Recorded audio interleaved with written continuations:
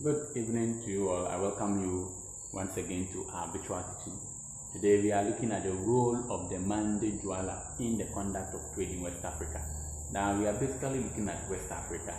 The last time we met, we looked at the economic activities of the West African forest and coastal states. Alright, and today we are looking at the role that a group of people known as the Mande-Dyula. You know, the Mande it's a language, in West Africa. So the Mande-Dyula, the role that they played in the type of trade that existed in West Africa. What were they doing in the trade that we have mentioned that existed in West Africa? Their role specifically.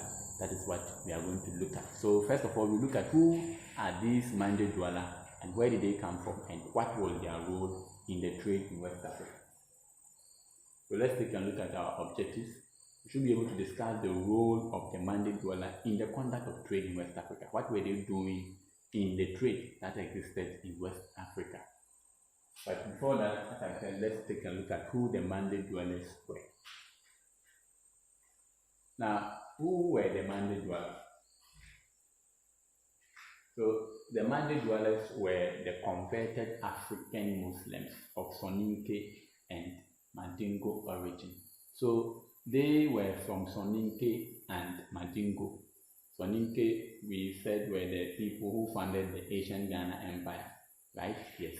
So the Mandingo and Soninke people, and the Mandingo people were also the people who founded the Mali Empire.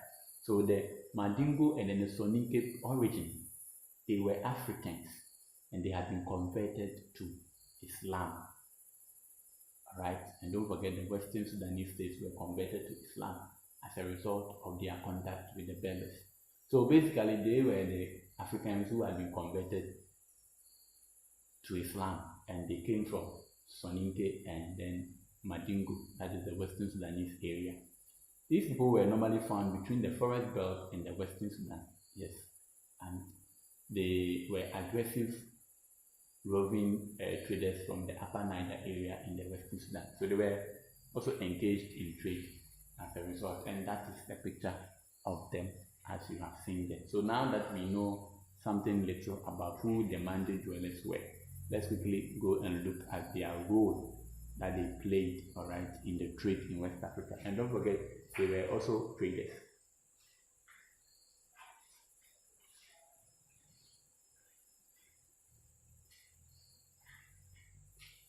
Now, the Mande-Dyula played, so let's look at their roles. The Mande-Dyula played the role of middlemen between the West African coast, the Western Sudanese, and North Africa. Okay, so they were middlemen, between the West Africans, the Western Sudanese, and North Africa. Now, they carried items of trade such as kola nut and gold from the forest belt to the Western Sudan. So they were middlemen between the West African coastal traders or forest traders and the Western Sudanese, as well as the North Africans. So what they did was that you remember their location just between Western Sudan and the forest. So they are just in between there. So they carried kola nut, gold from the forest to the Western Sudanese. Now, on the other hand, items like cloth and leather works were in turn brought to the coast. Goods which could not be available in other parts of West Africa could get to the people in need of them through the Mande-Dyula. So they were the ones taking items from the West Africans, and then they will go to the Western Sudanese and exchange with. Okay, so they took the gold, the kola nut, and they will send it to Western Sudan, and then they will exchange for other commodities, and then they will bring them to West Africa. So any item which were not found in West Africa, you could get it from these people, the Mande-Dyula. Do you get this role? Now, the Mande-Dyula made significant contribution towards the growth of civilizations and towns. They made a significant contribution. What did they do? So, for instance, the growth of Bego, the growth of Bego in the Banda Hills of northwest of Asante and Bonomanso between the 13th and the 14th century was to a large extent as a result of the role played by the Mande-Dyula traders in the conduct of this trade.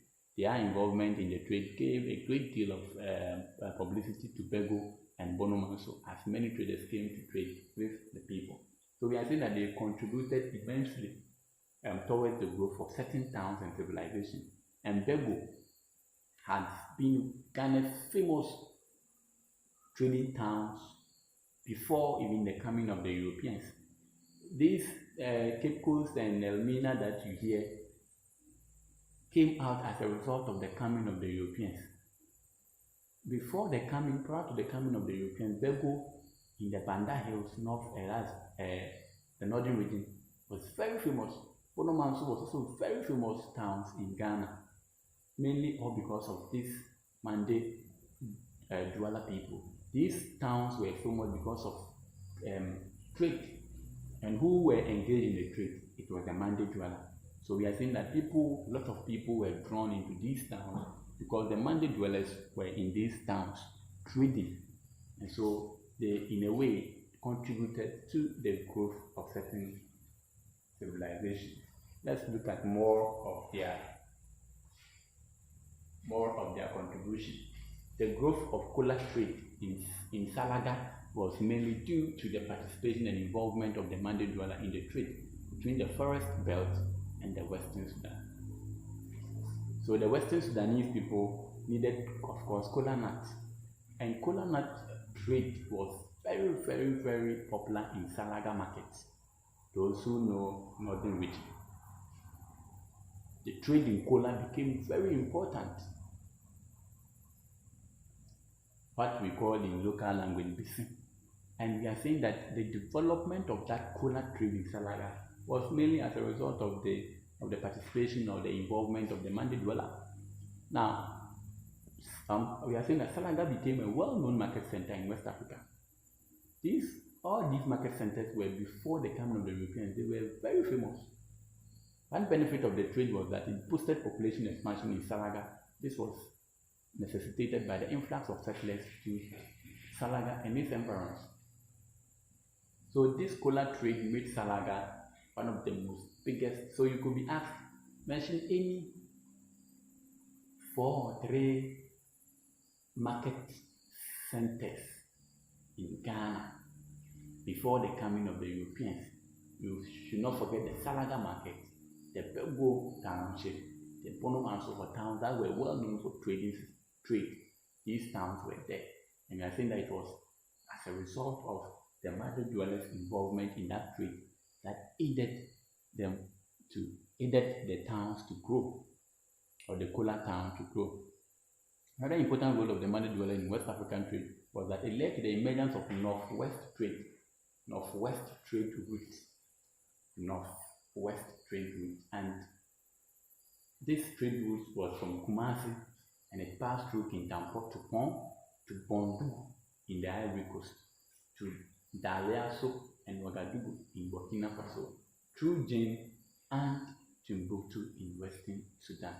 So because of these people's movement, they passed through these areas, and therefore they are saying that their involvement in the trade led to the emergence of this trade route, which passed through Kumasi to Kintampo to Bondugu in Ivory Coast, to Dalaso and Ouagadougou in Burkina Faso, through Jane, and later they will go to the Western Sudan. So this trade route also became very, very, very popular. So let's take a look at finally the last role of the Western Sudanese, the Mande-Dwellers in the conduct of trade. The trading activities of the Mande-Dyula again led to the development of trade routes from Kumasi to